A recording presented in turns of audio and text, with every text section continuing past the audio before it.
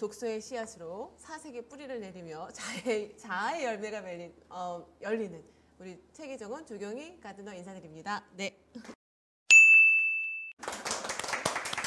네, 오늘은 이제 드디어 우리 정철 대표님, 저도 개인적으로 한 글자 책 보고 와 너무 임팩트 있게 너무 감동 깊어. 그 후로는 저는 계속 이제 책을 좀 구매해서 보고 있는데 이번에 누구나 카피라이터가 이번에 가장 최근에 나온 네. 책인 거죠.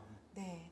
우리 정철 대표님의 1시간 강연을 먼저 듣고 그 다음에 제가 다시 또 와서 같이 우리 정철 대표님이 누구나 한 글자와 누구나 카피라이터 말고도 책을 되게 많이 내셨어요. 그래서 유영만 교수님 때도 박지훈 교수님, 대표님 그때 있었죠? 계셨죠? 없었나?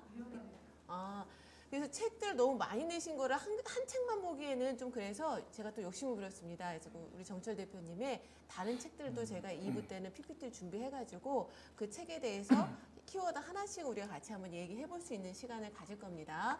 자, 먼저 우리 정철 대표님 소개를 먼저 드리면요.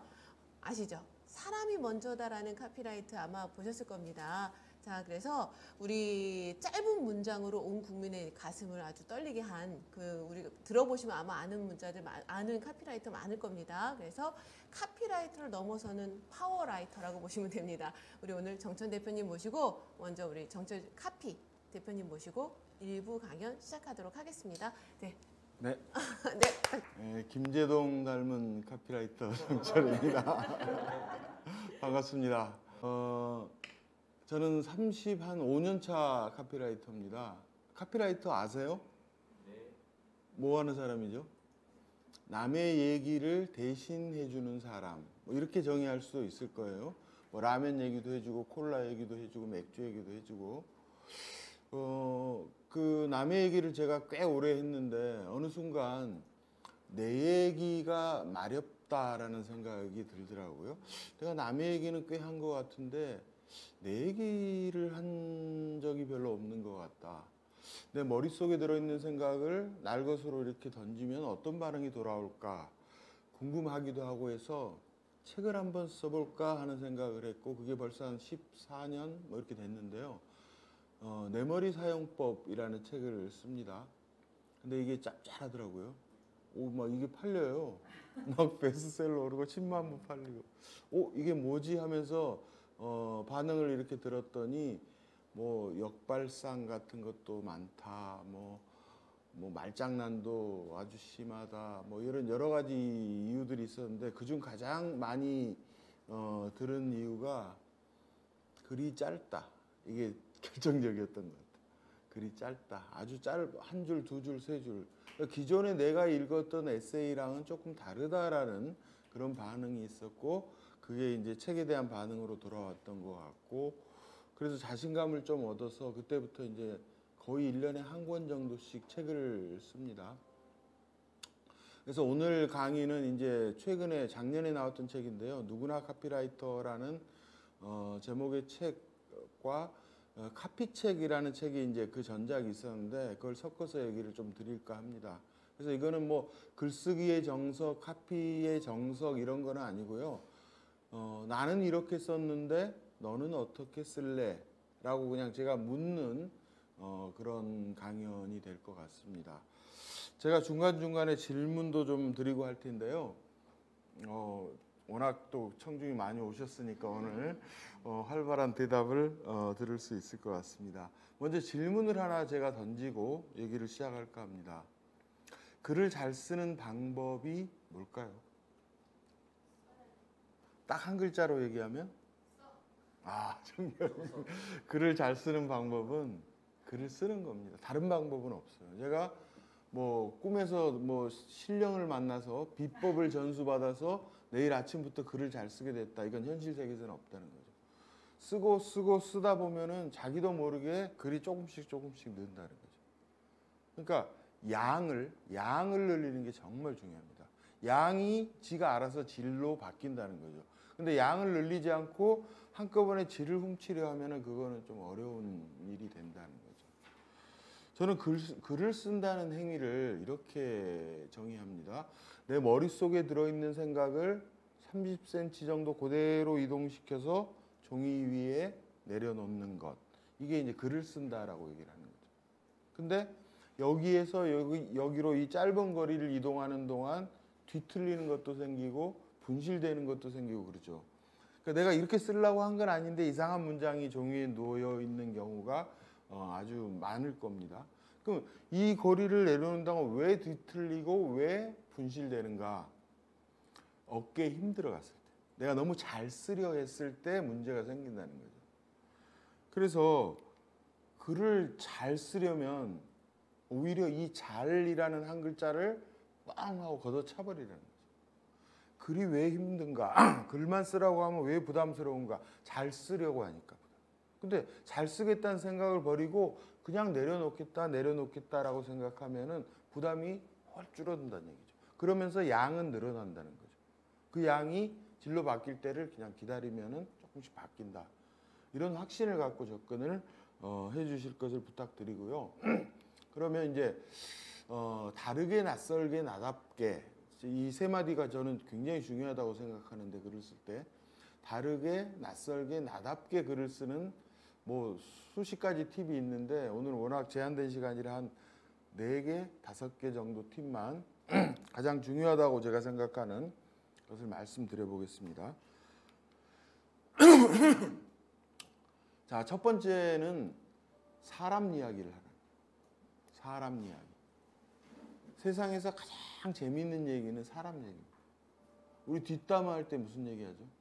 사람 얘기죠. 그게 제일 재밌거든요.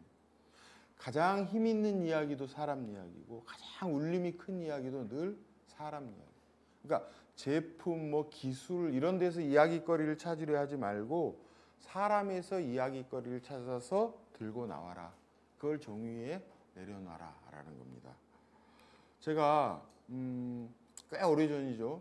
우리 딸이 그 갓난아이 때였으니까 굉장히 오래전인데, 그 강남 세브란스 병원에서 남쪽으로 쓱 내려가면은 그 매봉터널이라고 있죠. 그 매봉터널을 싹 건너자마자 오른쪽에 아파트가 하나 있는데 거기 산 적이 있었어요.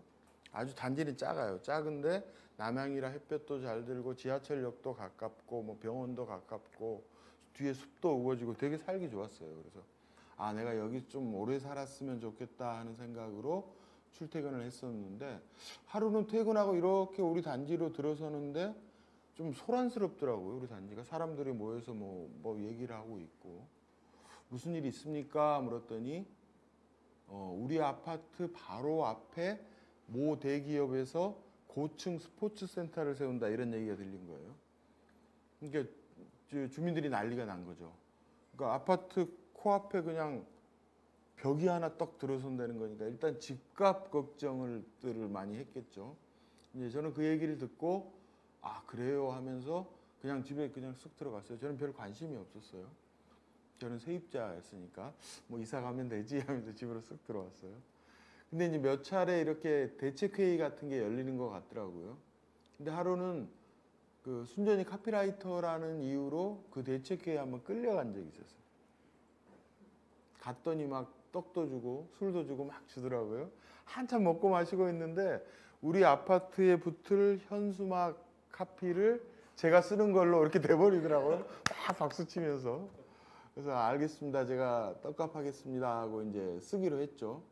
근데 이제 그런 그 갈등이나 분쟁이 있을 때 우리 시내 돌아다니다 보면 가끔 그런 현수막들을 보게 되잖아요. 아주 시뻘건 글씨로 뭐 아니면 두꺼운 고딕체로 대개는 이제 이런 류의 카피들이 붙어 있습니다. 아파트 코앞에 초고층 빌딩이 웬 말이냐. 시민의 삶 짓밟는 누구누구는 각성하라. 이런 게 막 보인다 이런 거죠. 그래서 저도 이제 이 갈등에 대해서 카피를 써야 하니까 이런 류의 카피에 대해서 한번 고민을 해봤겠죠. 아, 이렇게 써야 하나?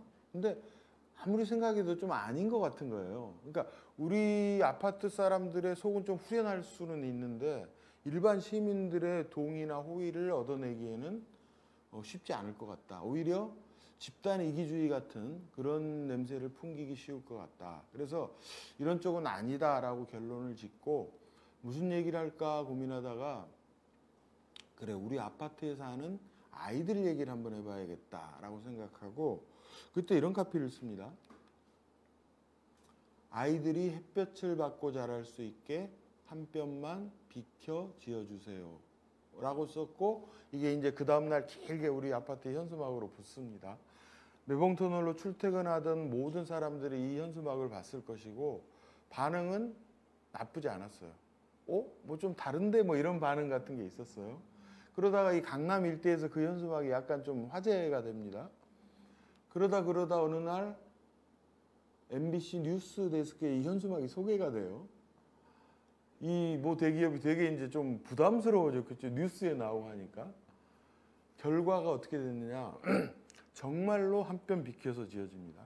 그리고 우리 아파트 바로 앞은 2층 약간 비켜서서는 20 몇 층짜리 니은자 빌딩이 거기 들어섭니다. 지금 가면 보실 수 있어요.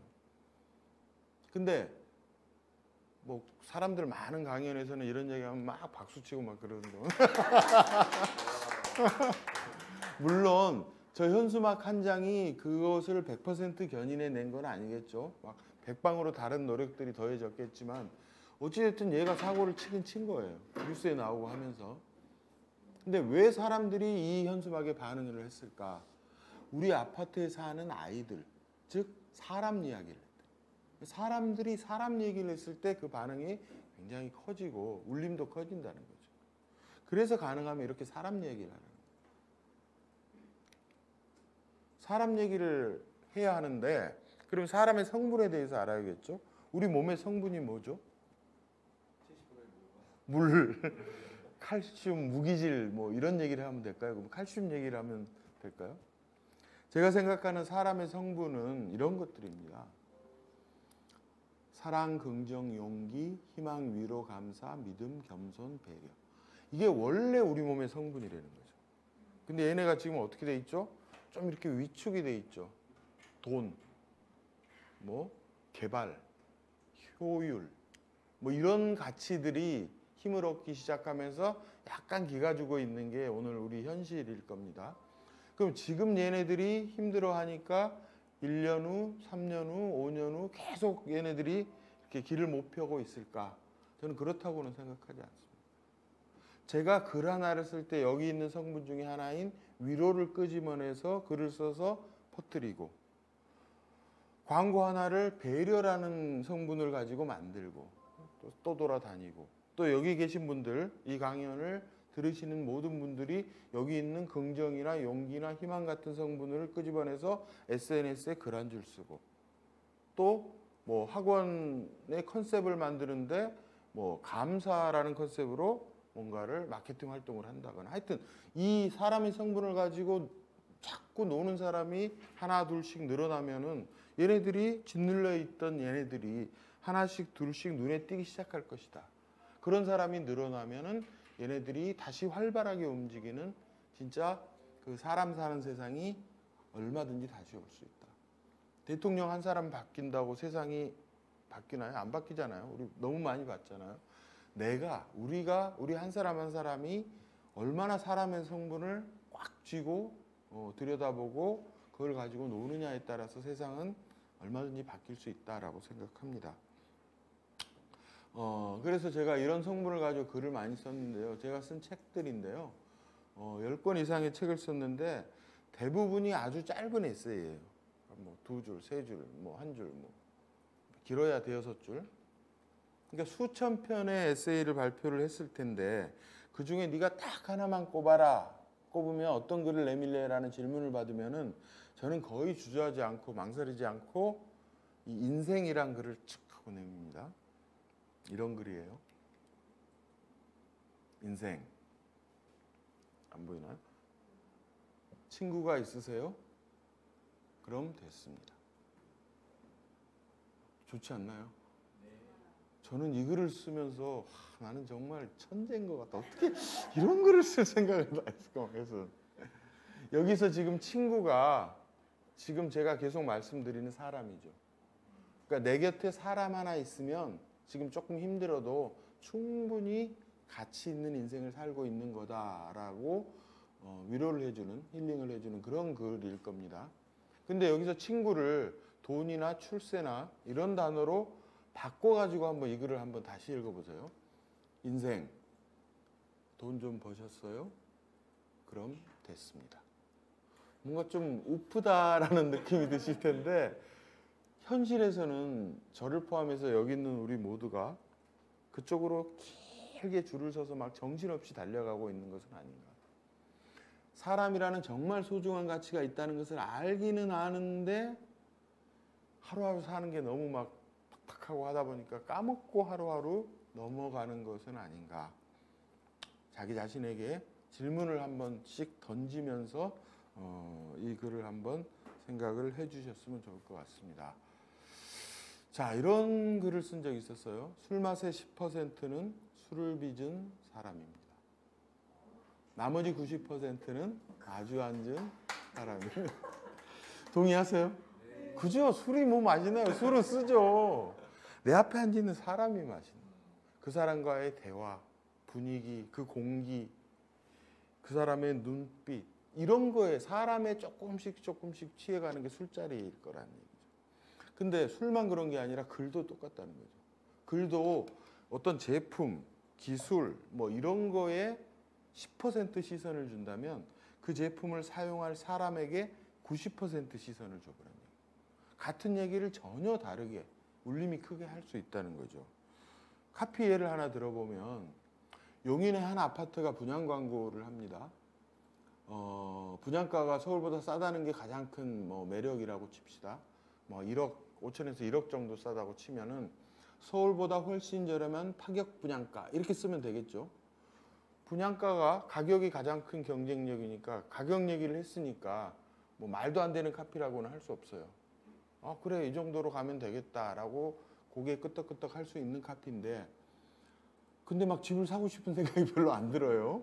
어디서 또 들어본 것 같기도 하고 별로 신선함도 없고 날카로움도 없는 것 같아요. 제품만 계속 들여다보면 여기에서 크게 벗어나기가 어렵다는 거죠. 근데 시선을 어디로? 사람으로. 이 아파트에 입주해서 들어와서 살 사람 쪽으로 시선을 옮기면 똑같은 얘기를 조금 다르게 할 수 있다는 얘기죠. 용인에 집 사고 남는 돈으로 아내 새 차 뽑았다. 이것도 5천 원에서 1억 싸다는 얘기를 똑같이 한 거거든요. 근데 다르게 들립니다. 이건 아파트 얘기가 아니라 사람 이야기거든요. 뭔가 내가 5천 싸다라고 얘기를 해주면 사람들이 아 5천 싸니까 아 그 돈으로 내가 아내 차를 바꿔주면 되겠다라는 생각을 누구나 할 수 있죠. 그 생각까지 카피라이터가 다 해주자는 거죠. 그냥 다 요리해서 그냥 입에 집어넣게 만들어주는 거죠. 이 친구 누구죠? 밴댕이? 굴비. 어디서 제가 똑같은 질문을 했더니 아주 자신 있는 목소리로 물고기 이렇게 얘기하는 사람이 있었는데 전어입니다. 전어. 전어는 제가 대학 다닐 때까지만 해도 무지하게 천대받는 생선이었어요. 포장마차에서 안주 하나 시키면 전어 서너 마리 막 그냥 공짜로 구워줬어요. 스키다시. 근데 어느 날부터 이 전어가 각광받기 시작합니다. 가을 전어라는 말이 생겨서 막 입에서 입으로 돌아다녀요. 그럼 그 사이에 전어에게 무슨 일이 일어난 걸까요? 전어가 지난 날을 반성하고 내가 이제부터 맛있어져야지 이런 막 결심이라도 한 걸까요? 자, 그 전까지는 사람들이 전어를 이렇게 설명했어요. 가시 많고 기름기 자르르한 생선. 이게 전어였어요. 근데 전어를 설명하는 새로운 카피가 하나 툭 하고 나옵니다. 뭐죠? 네, 집 나간 며느리도 돌아온다는 생선. 자, 가시 많고 기름기 자르르한 생선. 이건 생선 얘기예요. 집 나간 며느리도 돌아온다는 생선. 이건 사람 이야기죠. 전어에게 며느리라는 사람 이야기를 입혔더니 얘가 굴비 부럽지 않은 생선으로 다시 태어나게 됐을 거라는 추측이 가능합니다. 스토리텔링이란 얘기들을 많이 하죠. 들어봤죠. 뭐 알 것도 같고 모를 것도 같다. 그러면 그냥 외워버리세요. 이렇게. 스토리텔링은 전어다. 이렇게 외워버리세요. 전어의 며느리 이야기 입힌 것처럼 비슷하게 흉내를 내면 누구나 아주 훌륭한 스토리 한두 개 정도는 그렇게 어렵지 않게 생산해낼 수가 있다라고 생각합니다. 사람 얘기를 계속 하는데 아까 사회자분이 소개를 해줬는데 사람이 먼저다라는 슬로건은 2012년 문재인 후보의 메인 슬로건이었습니다. 근데 그때 여름쯤에 이 슬로건을 발표했는데 정말로 많은 항의를 받았어요. 뭐 전화, 카톡, 뭐 문자 대부분 이런 얘기예요. 무슨 슬로건이 곧다우냐 이런 얘기예요. 정치 슬로건 같지 않다. 너무 철학적이다. 매가리가 없다. 뭐 이런 류의 엄청난 항의를 받았어요. 근데 우리는 그래 정치 슬로건 같지 않아서 오히려 좋다. 그때 문재인 후보의 매력은 기존 정치인 같지 않다라는 게 큰 매력이었기 때문에 우리는 이제 이걸로 밀어붙이자라고 생각을 했고, 대신에 이제 어렵다 하니까 이 슬로건의 의미를 조금 쉽게 풀어주는 장치 같은 게 하나 있었으면 좋겠다 해서 아주 짧은 동영상을 하나 만들었는데요. 그걸 한번 보고 지나가실게요. 지금까지 제가 쓴 카피 중에 가장 날로 먹은 카피가 이 영상에 등장합니다. 보시죠. 사람을 맨 앞에 둔다. 이념보다, 권력보다, 돈보다, 학력보다, 경력보다, 지위보다, 성공보다, 집안보다, 아파트보다, 자동차보다, 명함보다, 수출보다, 첨단 기술보다, 정상회의보다, 승리보다, 명예보다 사람이 먼저다. 사람이 먼저다.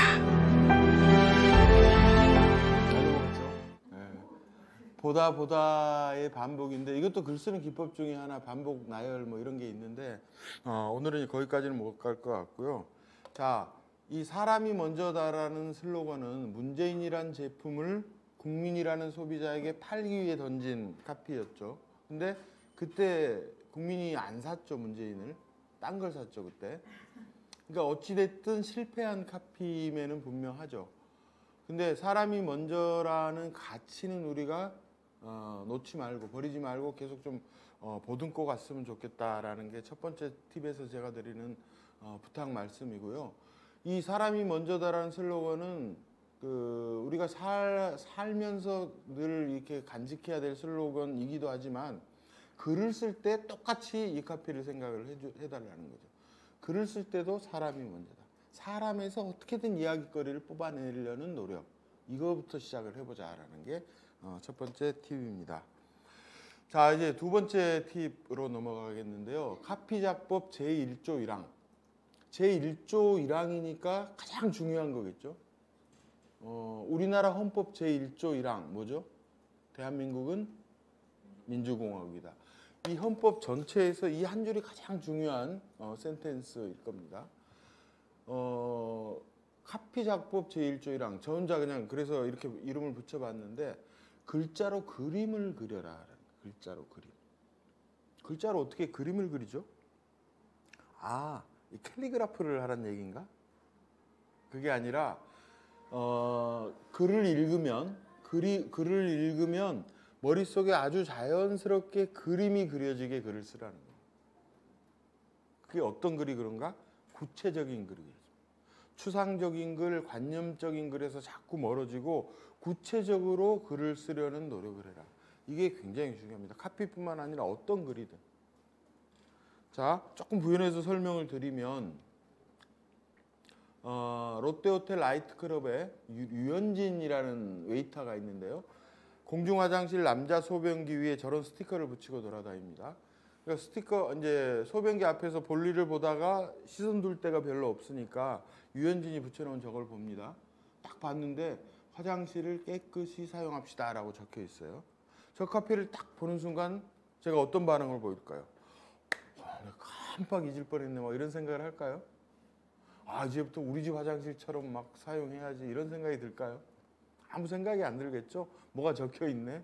그냥 조용히 볼일 보고 지퍼 올리고 자리를 뜰 겁니다. 그러니까 유현진은 야구하기를 잘한 것 같아요. 카피 쪽은 좀 아닌 것 같아요. 근데 같은 나이트에 이영표라는 웨이터가 있는데요. 이 친구는 조금 다른 카피를 그 같은 공간에 붙여놓습니다. 반발짝만 앞으로 오세요라는 카피를 붙여놔요. 자, 이 카피는 어떤가요? 카피를 보는 순간 이게 좀 앞으로 가게 돼요. 이영표와 유현진은 둘 다 같은 얘기를 했어요. 우리 화장실 좀 깨끗이 써봅시다라는 얘기를 똑같이 했는데 유현진은 아무런 반응, 아무런 행동을 못 불러일으켰는데 이영표는 반응을 불러일으켰어요. 이 둘의 차이가 뭐냐? 구체적이냐, 추상적이냐. 화장실을 깨끗이 사용합시다. 굉장히 추상적이죠. 너무 넓죠. 구체적인 그림이 잘 안 떠오릅니다. 반발짝만 앞으로 오세요. 굉장히 머릿속에 쉽게 그림이 그려집니다. 한 발짝 앞으로 옮기는 내 모습이 그려진다. 그래서 카피를 구체적으로 쓰느냐, 글을 구체적으로 쓰느냐, 추상적, 관념적으로 쓰느냐, 이게 그냥 카피라이터의 실력 차이라고 단언해도 좋을 만큼 굉장히 중요합니다. 이건 카피뿐만 아니라 에세이를 쓰든 뭐 신문 기사를 쓰든 연애 편지를 쓰든 다 똑같다는 거예요.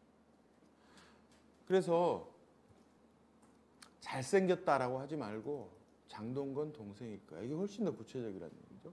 예쁘다? 김태희 20살 때. 많다? 뭐 36만 7,800개. 꼼꼼하다? 손톱 10개 깎는데 꼬박 20분을 투자한다. 우리는 글을 쓰라고 하면은 늘 이 왼쪽에 있는 표현을 합니다. 그리고 할 얘기 다 했어 끝이라고 생각하는데 내가 내 글을 읽는 사람 머릿속에 그림을 그려줘야겠다는 생각으로 글을 쓰기 시작하면 이 왼쪽에 있는 표현을 이 오른쪽에 있는 묘사로 자꾸 바꾸려는 노력을 한다는 거죠. 물론 내가 5문장짜리 글을 쓰는데 5문장 모두가 그림을 그려줘서 5개의 그림이 머릿속에 착착착착 그려지게 쓰기는 굉장히 쉽지 않을 거예요. 근데 그 중에 한 문장만 굉장히 구체적이어서 머릿속에 그림을 그려준다고 하면 그 5줄짜리 글 전체에 힘이 달라진다는 거죠. 그러니까 머릿속에 그림을 그려준다는 것은 그림을 그려주니까 그냥 좋겠네가 아니고 내가 메시지를 전달할 때 사진 한 장을 찰칵 찍어서 머릿속에 같이 입력해주는 효과. 그러니까 내가 전달하고자 하는 메시지를 훨씬 더 생생하고 강렬하고 또 오래 기억에 남게 전달할 수 있는 그런 힘 있는 문장을 만들어낼 수 있다는 거죠. 화장실 얘기 하나만 더 할까요? 제가 어디 복원을 먹으러 갔는데 거기에 이런 카피가 붙어 있었어요. 담배꽁초나 가래침을 바닥에 맺지 마세요. 이거는 화장실을 깨끗이 사용합시다 보다는 조금 더 구체적이죠. 근데 구체적이기만 하지 그냥 막 그 교감 선생님 말씀 같아가지고 공자님 말씀 같아가지고 별로 나한테 울림이 없다는 거죠. 만약 이 빌딩 주인이 저한테 카피를 의뢰했다면 저는 이 카피를 그대로 두고 요 아래에 한 줄을 더 했을 것 같아요. 담배꽁초나 가래침을 바닥에 뱉지 마세요. 청소 아주머니의 관절이 너무 힘들어요. 머릿속에 그림이 그려집니까? 그려지죠. 관절도 좋지 않은 아주머니가 화장실 바닥에 쭈그리고 앉아서 담배꽁초를 줍는 모습, 가래침을 닦는 모습. 아주머니의 한숨 소리가 이렇게 귀에 들리는 것 같아요. 이런 게 구체성이죠. 게다가 제가 처음에 말한 사람 이야기를 하자 그랬잖아요. 이거는 담배꽁초나 가래침 얘기가 아니라 청소하시는 아주머니, 사람 얘기가 됩니다. 사람 얘기 플러스 구체성이죠. 훨씬 더 울림이 커질 수가 있다. 늦게 오시면 환영합니다. 제가 인터넷 쇼핑몰에서 그대로 가져온 건데요. 광명 유기공방이라는 브랜드가 있나 봐요. 이 제품 보시는 대로 녹그릇 만드는 그런 회사인 것 같아요. 근데 밑에 이렇게 카피가 적혀 있어요. 전통의 혼, 조상의 소중한 문화유산. 어때요? 괜찮은가요? 머릿속에 그림이 그려지나요? 전통, 혼, 소중, 문화유산. 그냥 좋다는 단어는 다 갖다 때려박은 카피죠. 근데 전통, 문화유산 이런 거는 굉장히 어려운 개념어들이에요. 구체어가 아니에요. 개념어들이에요. 이거 하나만 놔도 어려운데 그 단어들을 막 모아놨으니 얼마나 어렵겠어요. 근데 이런 제품 보여주고 한번 써보세요라고 하면 또 비슷한 거 씁니다. 사람들이. 요 원저리에 글을 써요. 그렇게 써야 할 것 같은 느낌이 든다는 거죠. 왜냐하면 그런 카피만 늘 봐왔으니까. 근데 카피라이터는 광고주 지금 이 광고 같은 경우에 광고주가 광명 유기공방이잖아요. 광고주가 카피라이터한테 어떤 컨셉을 던져줄 거 아니에요. 그러니까 전통, 뭐 문화, 유산, 조상 이런 컨셉을 던져주면은 이런 단어들을 받아들고 이렇게 저렇게 재배치해서 문장을 만들어내는 사람이 아니고요. 이 단어들을 주면은 그거를 다 받아서 입안에 넣고 꿀꺽 삼키는 거예요. 그리고 발효를 시키는 거죠. 내 뱃속에서. 그래서 어느 정도 발효가 되고 그 다음에 입을 통해서 다시 문장 하나를 끄집어내는 사람. 근데 전통이나 문화나 유산이나 조상이란 단어가 들어가지는 않지만 그런 메시지가 충분히 전달될 수 있는 쉽고 구체적인 표현을 다시 입을 통해서 만들어내는 사람이다. 이게 맞을 것 같아요. 자, 이런 막 복잡하고 어렵고 그림 안 그려지는 카피 대신에 이런 카피를 써도 된다고 생각합니다. 오늘은 황희정승과 겸상입니다. 여기에 전통, 조상 다 들어가 있죠. 그리고 머릿속에 그림이 굉장히 쉽게 그려져요. 황이랑 나랑 다이다이로 밥 먹는 그림이 막 그냥 싹 그려집니다. 거기에 막 우리 제품들이 놓여 있는 거죠. 저런 문장을 만들어내야 사람들이 고개 끄덕끄덕하고 뭔가 메시지가 들린다라는 거죠. 제가 한 재작년인가 작년인가 제 후배가 남양주 덕소라는 데 살아요. 형, 뭐 제가 술 한잔 살 테니까 오세요. 소고기를 산다 그래서 안 갈 수가 없잖아요. 갔어요. 갔더니 어디 이제 고깃집으로 데려가는데 고깃집 문을 열고 탁 들어가려고 하는데 바로 그 어디 허름한 골목길인데 바로 건너편에 김치찌개집이 하나 있었어요. 근데 우연히 들어가려다가 그 김치찌개집 간판을 본 거예요, 제가. 딱 그 간판을 본 순간 저는 고깃집으로 못 들어가고 막 휴대폰을 꺼내가지고 그 집 간판을 탁 찍었어요. 그 허름한 김치찌개집 간판을 보고 제가 그 허름한 김치찌개집 간판에 놀라운 카피가 붙어 있는 거예요. 야, 저런 게 진짜 카피다 하는 생각이 확 드는 거예요. 사진을 탁 찍었죠. 제가 찍은 사진을 보여드릴게요. 파라리 고기. 야, 얼마나 강한 카피인지 그냥 막 들어가서 시켜보고 싶어져요. 물반 고기반도 아니고 파라리 고기니까 막. 이 집 사장은 틀림없이 광고회사 카피라이터 출신이다. 승질 들어온 팀장 만나서 그냥 사표 던지고 찌개집 차렸다. 파라리 고기라는 카피를 쓰기 위해서 문학적 감수성, 뭐 문장력 필요한가요? 한 필요 없죠. 그냥 굉장히 구체적인 팩트 하나를 그대로 올려놓는 그 노력만 하면 되는 거죠. 저런 게 살아있는 구체적인 카피라는 거예요. 그래서 저는 이 구체성을 굉장히 강조를 합니다.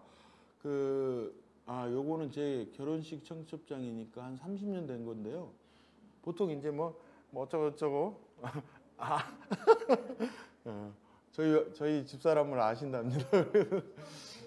보통 저희 사랑하는 어쩌고저쩌고 이런 추상적인 얘기하고 좀 다르죠. 추운 날 국수 따끈하게 말아놓겠습니다. 그림이 그려집니다. 그죠? 이런 게 카피의 힘이라는 거죠. 그래서 저는 그 카피라이터 지망생들, 학생들한테도 이제 카피 실습을 할 때 이런 문제를 가장 먼저 내는데요. 연필심이 닳지 않아 오래 쓰는 연필. 할 얘기 다 하고 있어요. 근데 뭔가 힘이 없고 재미도 없어요. 머릿속에 그림이 그려지게 구체적인 표현으로 이 카피를 바꿔봐라. 이런 이제 실습을 하는 거죠. 그러니까 오래 쓴다는 얘기는 오래 쓴다는 얘기를 하지 않고 오래 쓴다는 느낌이 확 들어오게끔 만들어봐라. 학생들이 쓴 카피 몇 개를 제가 가져왔는데요. 학생들이 쓴 카피니까 아마추어가 쓴 카피입니다. 그런데 다 재밌어요. 그러니까 여기 계신 분들도 5분, 10분 생각하면 누구나 쓸 수 있는 카피일 거라고 생각합니다. 연필 한 자루로 8만 대장경을 쓰다. 철수 아빠가 썼다. 철수가 쓴다. 또 뭐죠? 구두굽도 놀란 연필. 제 키는 12년 동안 12cm. 연필 깎기는 타임캡슐에 넣었어. 동해물이 말라도 백두산이 나란다.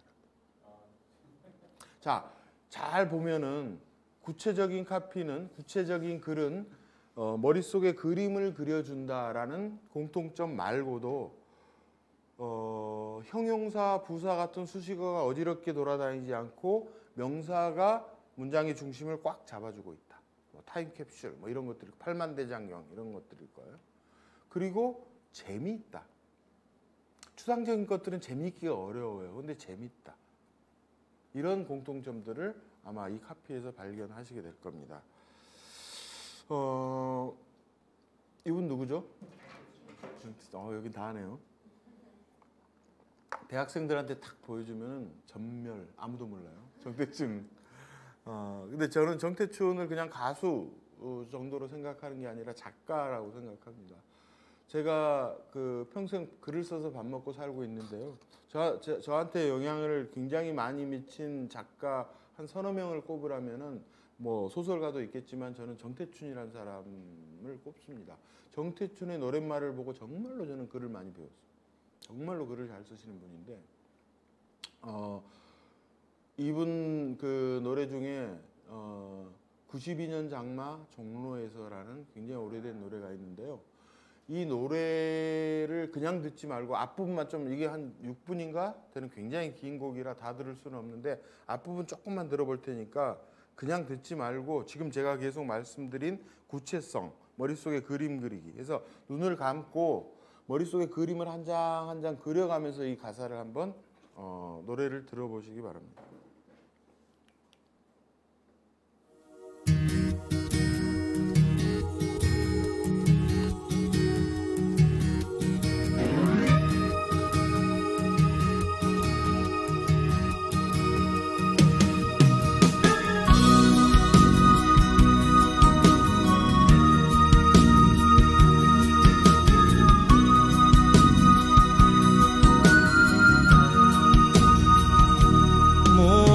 우산을 쓰고 횡단보도를 지나는 사람들 탑골 공원 담장 기와도 흠씬 젖고 고가 차도에 매달린 신호등 위에 비둘기 한 마리 건너 빌딩에 웬디 햄버거 간판을 읽고 있지. 비는 내리고 장마비 구름이 서울 하늘 위에 높은 빌딩 유리창에 신호등에 멈춰서는 시민들 우산 위에 맑은 날 손수건을 팔던 노점상 좌판 위에 그렇게 서울은 장마권에 들고. 자, 이 정도로 끝일게요. 막 그림이 막 그려지죠. 이 노래를 듣고 있으면 내가 7월 초순쯤 종로 어딘가에서 우산도 없이 비를 막 축축히 맞고 있는 느낌이 들었다면은 그거는 이 노랫말의 구체성이 준 선물이라고 생각합니다. 자, 구체성. 내가 쓰는 모든 문장을 구체적으로 쓰기는 어렵겠지만 여러 문장 중에 가능하면 한두 개라도 쓰려는 생각을 가지고 글을 쓰라니.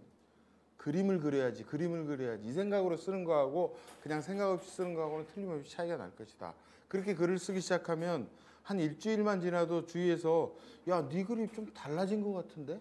뭔지 모르지만 글에 힘이 붙은 것 같아 라는 반응을 그렇게 어렵지 않게 얻어내실 수 있을 겁니다. 자, 세 번째 팁은 로미오와 성춘향의 결혼입니다. 이게 로미오가 왜 성춘향한테 이렇게 결혼을 껄떡거리는지 모르겠는데, 자, 글을 쓴다는 행위는 단어와 단어를 조립하는 거죠. 조합하는 거죠. 끊임없이 단어와 단어를 조립해서 문장이라는 것을 만들어내고 문장과 문장 몇 개를 조립하면 글 한 편이 완성이 되는데 우리는 단어와 단어를 조립할 때 늘 해왔던 익숙한 조립을 합니다. 그래놓고 글이 재미없다, 진부하다 막 투덜거리는 거죠. 당연히 익숙하고 진부하게 조립을 하니까 글이 진부해지는 거죠. 그래서 낯설게 불편하게 조립을 하라는 거예요. 그랬을 때 글에서 힘이 생긴다는 거죠. 그러니까 세상의 모든 단어를 일렬로 쫙 세웠을 때 맨 오른쪽 끝에 있을 것 같은 단어, 맨 왼쪽 끝에 있을 것 같은 단어. 그래서 평생 한 번도 만난 적이 없을 것 같은 단어를 쏙쏙 뽑아서 한번 조립을 해보세요. 글의 힘은 거기서 나타나요. 편안한 거, 익숙한 거, 늘 봐왔던 것은 사람들을 붙잡지 못한다는 거죠. 사람들은 익숙한 것을 만나면 반응이라는 것을 안 합니다. 쑥 지나갑니다. 아름다운이란 단어와 꽃, 아름다운 꿈, 아름다운 여인, 아름다운 금수강산 아무리 조립해도 사람들한테 임팩트가 없다는 거죠. 너무 수백 번, 수천 번 봐온 이건 조립이라는 거죠. 근데 아름다운 고리대금업자 이렇게 붙이면 사람들이 반응을 합니다. 뭐지? 하면서. 왜? 낯설거든요. 불편하거든요. 거기에서 카피의 힘이 나온다는 거죠. 낯선 것, 불편한 것을 만나면 반응이라는 것을 한다. 어텐션을 한다는 거죠. 이분 누군지 아세요? 네, 한명숙 총리였죠. 제가 어떻게 하다 보니까 꼭 그러려고 한 건 아닌데 그 정치 카피를 좀 쓰게 됐어요. 하다 보니까 쓰고 있더라고요.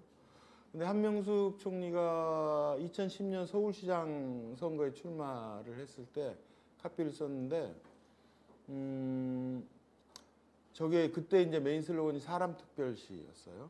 근데 저게 만약 뭐 경제특별시, 문화특별시, 교육특별시 정도였으면 그렇게 낯선 느낌이 안 들었을 텐데 사람과 특별시를 딱 조합했더니 하는 느낌이 들더라고요.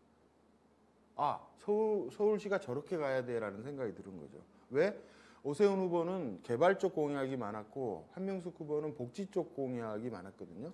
복지라는 게 사람에게 돈을 쓰겠다는 약속이니까 서울특별시가 사람특별시가 된다. 그래서 저거다라고 생각하고 프레젠테이션을 했는데 뭐 삐안도 없이 저걸로 갔는데 거의 만장일치로 저걸로 가자 이렇게 됐었고 물론 이제 결과는 한명숙 후보가 1%도 아니고 0.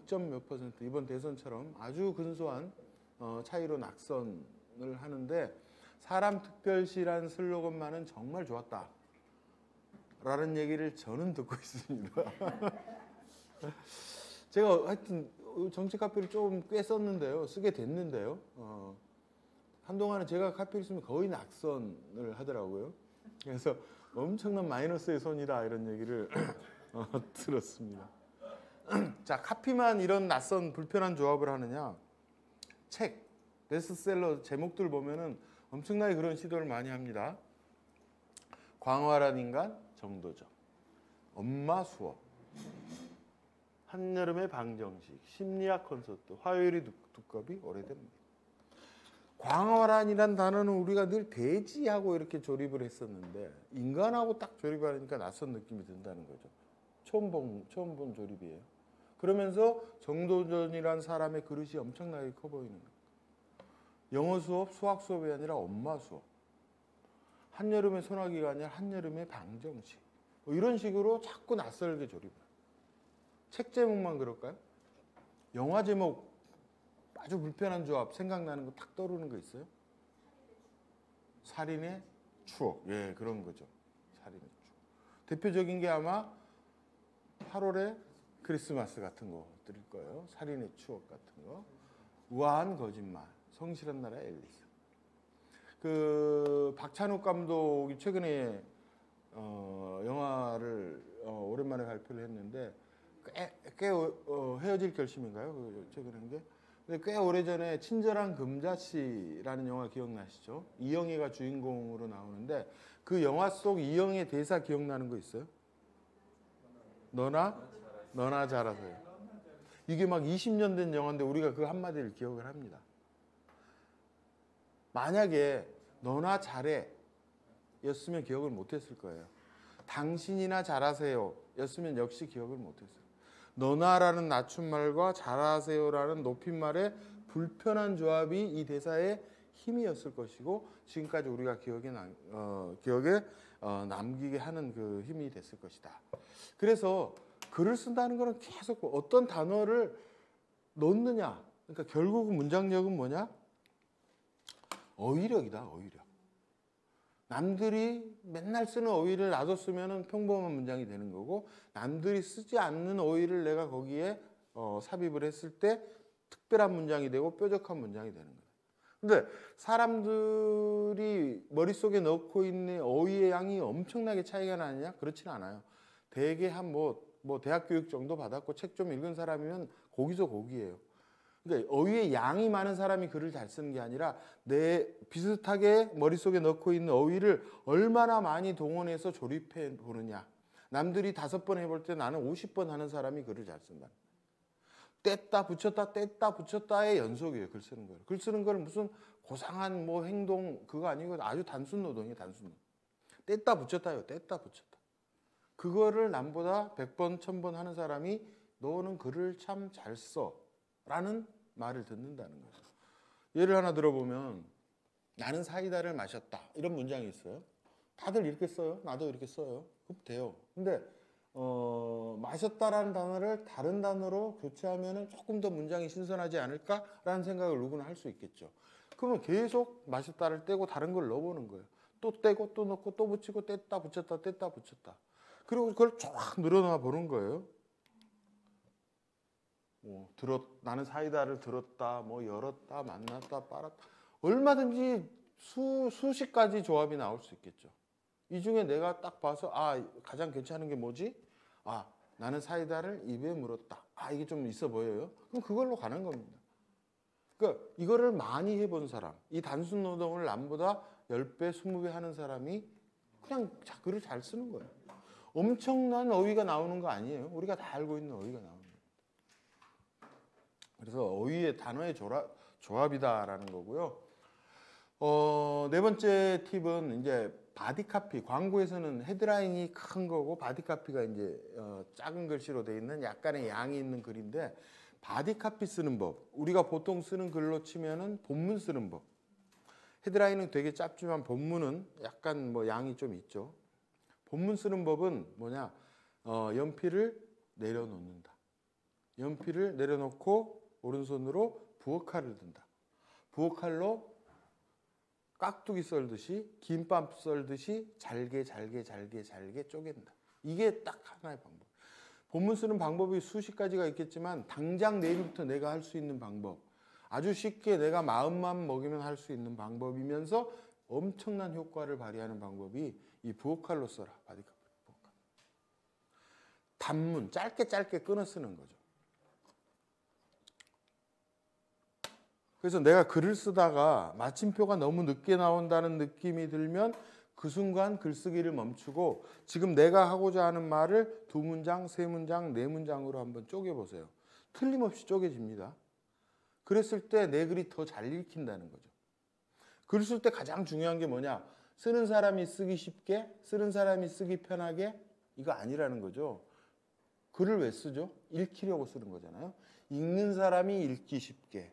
읽는 사람이 읽기 편하게 그렇게 쓰려면은 글이 한 문장이 길어지면은 굉장히 어렵게 읽어 나간다는 거죠. 근데 짧은 문장이 툭툭툭 이어지면 굉장히 툭툭툭 경쾌하게 내 글을 읽어 나갈 것이다. 내가 하고자 하는 메시지가 아주 잘 전달이 될 것이다.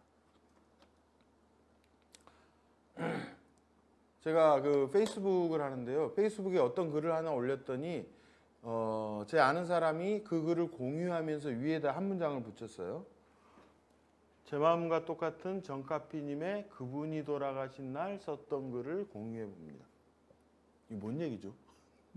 이 사람은 꽤 글을 잘 쓰는 사람인데도 이런 문장을 생산합니다. 다시 읽어봐도 좀 헷갈려요. 문장이 약간 꼬여버렸어요. 왜? 내가 하고자 하는 말을 한 문장이 다 우겨넣다 보니까 문장이 꼬여버린 거죠. 이거를 부엌칼을 들고 3문장으로 나눠볼까요? 그분이 돌아가신 날 정카피님이 쓰는 거예요. 한 문장이죠. 제 마음과 똑같습니다. 공유해 봅니다. 이랬을 때 굉장히 쉽게 소비자들은 내 글을 받아먹는다는 거죠. 이것도 문장력 필요 없어요. 내가 그렇게 이제부터 해야겠다라는 마음만 먹으면 누구나 당장 오늘 오후부터 할 수 있는 일이죠. 이분은 누구죠? 강금실이라는 분이고 한명숙 후보 서울시장 출마 전에, 그러니까 4년 전에 2006년인가요? 서울시장 후보에 출마했고 제가 카피를 썼고 낙선했고 이 공식에 이제 딱딱딱 들어맞는 분인데요.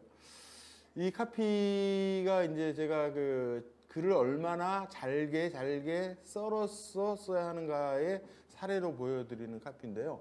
헤드라인은 두 여자 이야기고 강금실의 인생을 살폈더니 굉장히 영광도 많았지만 상처도 많더라. 그래서 한 여자가 두 여자처럼 저는 느껴졌어요.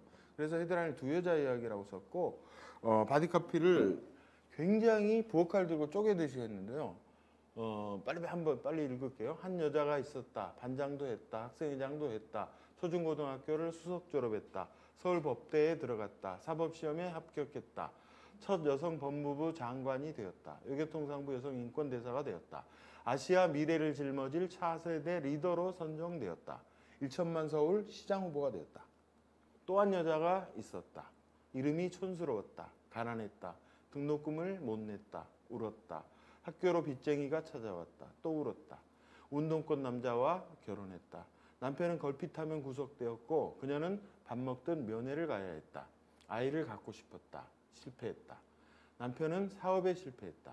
남편 빚을 모두 떠안았다. 여전히 빚이 많다.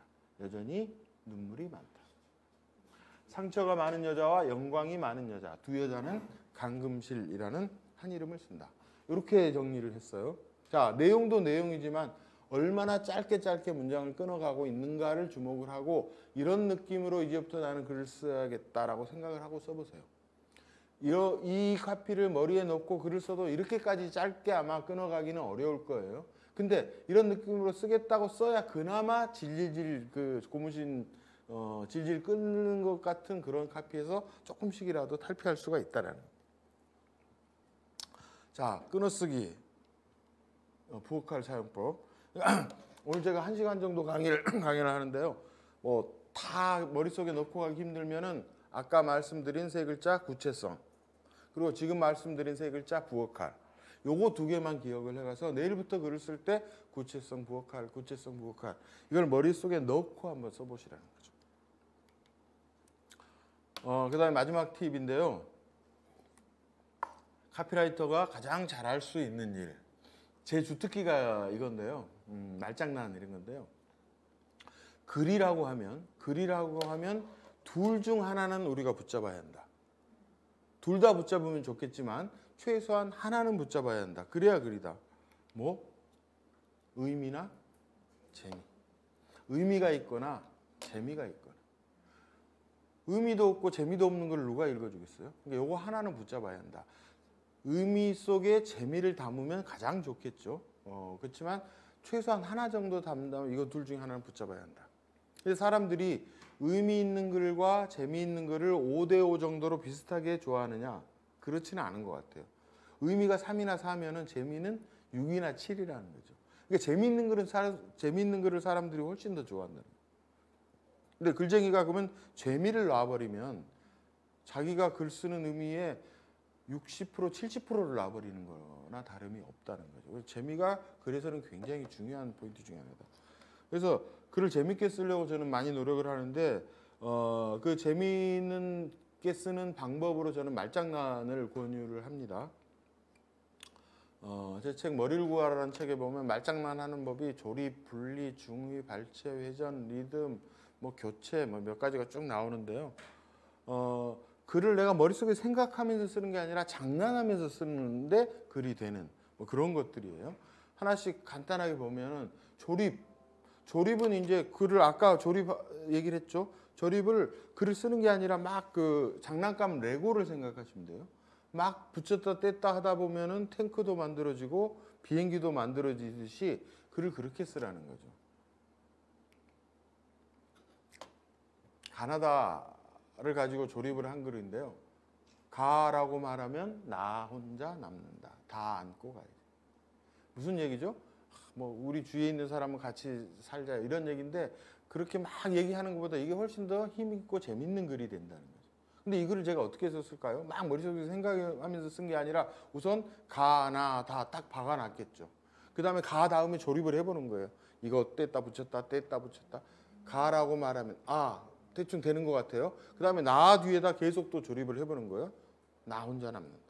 다 안고 가요.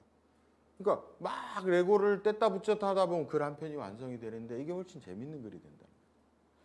조립. 반대는 뭐죠? 분리죠, 분리. 분리는 헤어짐이라는 글을 보면 되는데요.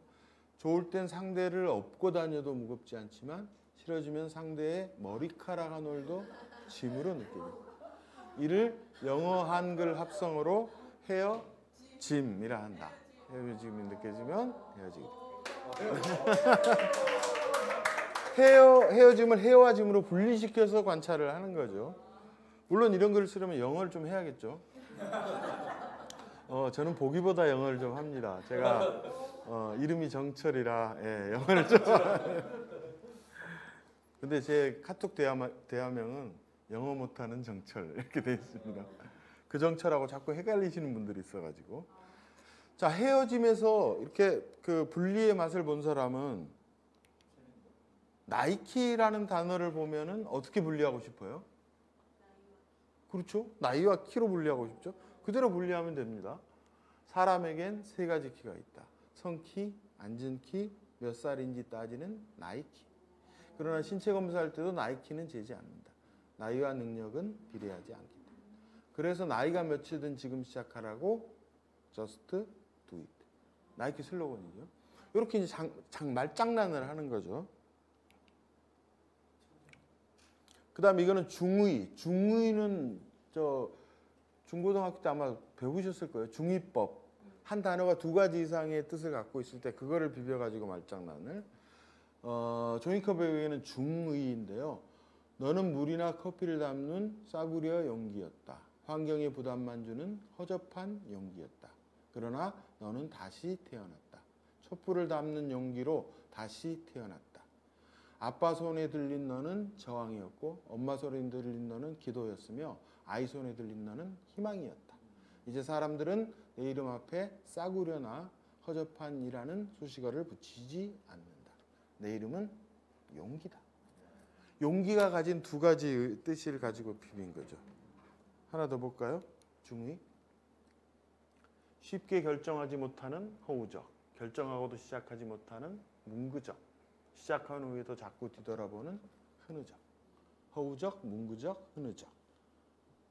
내 안에 살고 있는 내가 이겨내야 하는 인생 삼적. 적이라는 단어에 두 가지 의미가 들어간 거죠. 네, 한 글자에 들어간. 그리고 이건 발췌인데요. 단어 하나를 통으로 보는 게 아니라 단어의 일부만 보는 거죠. 아마추어라는 단어에서 아마를 보는 거예요. 아마만 떼서 보는 거예요. 그러면 프로와 아마추어는 늘 아마라는 말을 입에 달고 다닌다. 프로와 아마추어의 차이는 확신이다. 저는 실제로 이렇다고 생각을 합니다. 프로 아마추어 사이가 뭐 경험이나 실력일 수도 있지만 아마추어는 스스로를 못 믿어서 자신 없어요. 그래서 이 아마추어의 이 아마라는 데서 이제 그거를 말장난으로 푼다는 거죠. 이것도 교체인데요. 코로나, 코리아 이 단어가 비슷하죠. 그래서 코로나 막 시작 주고 2020년 초에 썼던 카피인데요. 코로나는 코리아를 이길 수 없습니다. 그러니까 코로나 카피라이터들은 이 말장난을 많이 해본 사람은 코로나, 코리아 이게 그냥 생각이 나게 됩니다. 아, 요거 가지고 말장난을 하면은 괜찮은 카피를 건질 수 있겠구나. 뭐 이런 카피를 쓴 적도 있어요. 제대로 제주도. 제주도지사 후보로 나왔던 저 친구 누구야? 갑자기 문대림 후보 슬로건으로 써준 건데 제가 카피를 썼고 낙선을 했죠.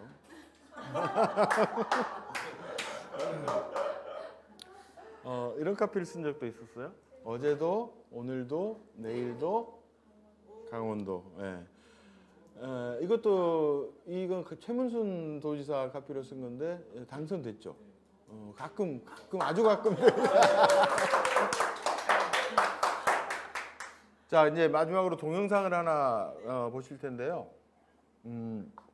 우리나라 사람 한 3,000명 가까운 사람한테 설문조사를 해봤어요. 네 인생에서 가장 소중한 단어가 뭐냐 물었어요. 그래서 가장 소중한 순으로 뭐 두세 개씩 대답을 해달라 해서 그 설문을 다 받아서 가장 많이 대답한 순으로 1위에서 50위까지 50개 단어를 추렸고 그 50개 단어로 책 한 권을 쓴 게 인생의 목적어라는 책입니다. 인생의 목적어라는 책인데 자, 이 영상을 보고 말씀을 더 드릴 텐데 그냥 보지 마시고 자기 자신한테 질문을 하면서 나는 내 인생에서 가장 소중한 단어가 뭐지? 라고 스스로에게 질문을 하고 대답을 하면서 영상을 봐주시기 바랍니다.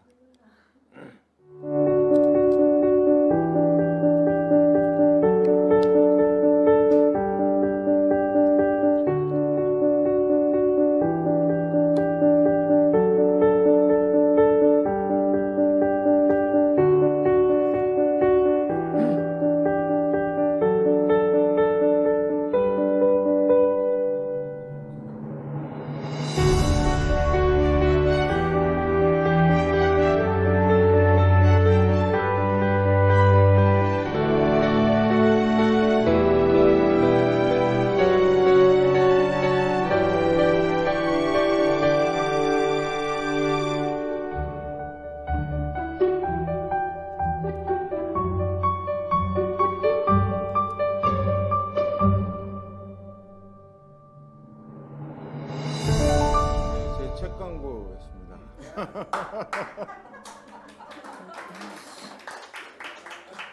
인생의 우리나라 사람들은 엄마라는 단어를 4위로 꼽았더라고요. 그러면 엄마보다 더 소중한 단어가 3가지가 더 있을 거잖아요. 뭘 것 같아요? 가장 소중한 단어? 사람들이 대답한 거. 나, 가족, 사랑. 1, 2, 3이에요. 1, 2, 3이에요. 우리 맞았어요. 뭐 상품 주시나요? 아니 딱 저는 이제 결과를 받아들었는데 1위 가족, 고개 끄덕끄덕. 2위 사랑, 고개 끄덕끄덕. 3위 나? 처음에 깜짝 놀랐는데 그냥 1초 후에 고개 끄덕끄덕. 4위가 엄마. 5위가 아마 꿈이었을 것 같아요. 그러니까 가족, 사랑, 나, 엄마 순으로 사람들이 대답을 했는데 이게 각각 다른 단어인데 어떻게 보면 하나의 덩어리 같다라는 느낌이 드시죠. 그래서 우리나라 사람들이 가장 소중하게 생각하는 그 무엇은 가까이에 있는 사람 또는 그런 관계 이렇게 정의할 수 있을 것 같고요. 근데 안타까워요. 아버지가 빠졌어요. 그 뒤에 이제 뭐 꿈, 뭐 건강, 자유, 사람, 뭐 열정, 친구 이런 단어들이 쭉 이어져요. 그러다가 16인가의 돈이 있고 돈보다 조금 아래에 이제 아버지. 왜 그럴까요? 저는 어쨌든 아버지가 50에 든 게 아주 다행이다. 자, 엄마를 4글자로 표현하면 미안해요. 12글자로 표현하면 미안하다고 말하지 못했어요. 글자 수 가지고 말장난을 한 건데 이게 장난스러운 느낌은 안 들잖아요, 그죠? 재미와 의미가 같이 담긴 글이지 않을까. 자, 그러면 이제 이 말장난을 도와주는 교재가 둘 있는데요. 물론 이 2가지 교재는 부교재입니다. 주교재는 뭐죠? 누구나 카피라이터, 카피책 이런 책이에요. 하나는 국어사전이고 하나는 역순사전, 우리말 역순사전인데 국어사전은 우리가 다 아는 그 사전이에요. 저는 이게 제 책상이면은 이렇게 책상 앞에 앉으면은 딱 요 자리에 365일 국어사전이 되어 있습니다. 하루에도 몇 번씩을 들춰봐요. 그러니까 사전 본연의 의미로 들춰볼 때도 있죠. 내가 어떤 모르는 단어가 나왔다거나 아는 단어도 내가 어떤 이 단어를 어떤 글에 투입해야겠다라고 결정하면은 그 의미를 또 정확히 다시 한번 체크를 해야 될 때가 있잖아요. 그럴 때 사용하는 그 사전 본연의 의미로 사용할 때도 있지만 말장난할 때 많이 사용을 합니다. 예를 들면은 공으로 시작하는 단어를 쫙 뽑아가지고 그거 가지고 말장난해도 재미있을 거예요, 그죠? 그런 데 사용을 한다는 거예요. 그래서 모든 사람이 국어사전을 갖고 있을 필요는 없지만 내가 글을 써야겠다고 생각하는 사람은 자기 사전 하나 정도는 갖고 있는 게 저는 좋을 거라고 생각합니다. 쪽팔리게 자꾸 네이버에 묻지 말고. 그리고 우리말 역순사전은 이 존재 자체를 모르는 사람도 굉장히 많은데요. 국어사전이 세상 모든 단어의 첫 글자를 살펴서 가나다 순으로 쭉 배우려는 책이죠. 이 역순사전은 세상 모든 단어의 마지막 글자를 살펴서 가나다 순으로 쭉 배우려는 책이에요. 그러니까 뭐뭐로 끝나는 말을 한꺼번에 찾는데 굉장히 도움이 되겠죠. 말장난할 땐 이게 훨씬 더 도움이 많이 됩니다. 뭐뭐로 시작하는 말은 사전을 쉽게 찾을 수 있는데 뭐뭐로 끝나는 말은 내가 머릿속에서 생각을 하다가 놓칠 수가 있잖아요. 아주 좋은 말이 있는데 예를 들면 내가 단국대학교 카피를 쓴다. 근데 어떻게 쓰고 싶은가? 단국대는 뭐뭐대 이렇게 쓰고 싶다. 그럼 리듬도 맞고 단국대는 뭐뭐대. 그러면 세 음절로 된 대로 끝나는 말을 찾아야 될 거 아니에요? 만약에 역순사전이 없으면 혼자서 막 생각을 하겠죠. 단국대는 기상대. 아 맞아 그럴듯해. 내 미래를 알려주니까. 5세트를 찾고 싶어요. 또 하나 또 막 끌로 파야죠. 단국대는 지렛대. 그럴듯해. 나를 이렇게 들어 올려주니까. 그 나머지 또 3개를 찾아야 되는데 잘 생각이 안 날 수가 있겠죠. 막 단두대 이런 것만 생각나면 근데 역순사전 들어가서 대에 딱 들어가면 쫙 있잖아요. 그중에 3음절 중에 내가 지금 당장 필요한 것 중에 쑥쑥쑥 뽑으면 시간도 절약이 되고 놓치는 것도 없고 이렇게 된다는 거죠. 역순사전까지 활용을 해보시길 바랍니다. 이게 부교조의 2가지입니다. 이게 2글자, 3글자 이렇게도 역순사전에 다 나오나요? 다 나오죠, 다 나오죠. 쭉 2개, 3개, 아. 4개 이렇게. 그러니까 그 글자 수대로 나오는 게 아니라 네. 가나다 순으로 나오는 가나다 거죠. 순으로. 그러니까 중간중간에 3글자만 찾으면 되는 거죠. 네.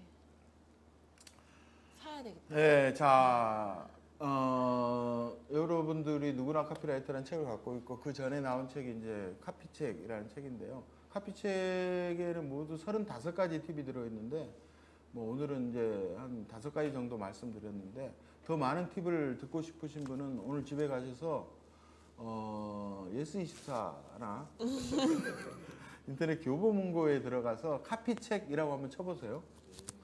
잘 찾아보면 거기 아마 그 구매라는 버튼이 있을 거예요. 그걸 클릭하시면 책을 읽으시면은 막 음성 지원이 될 거예요. 네, 오늘 그럴 강의를 것 같아요. 들으셨으니까.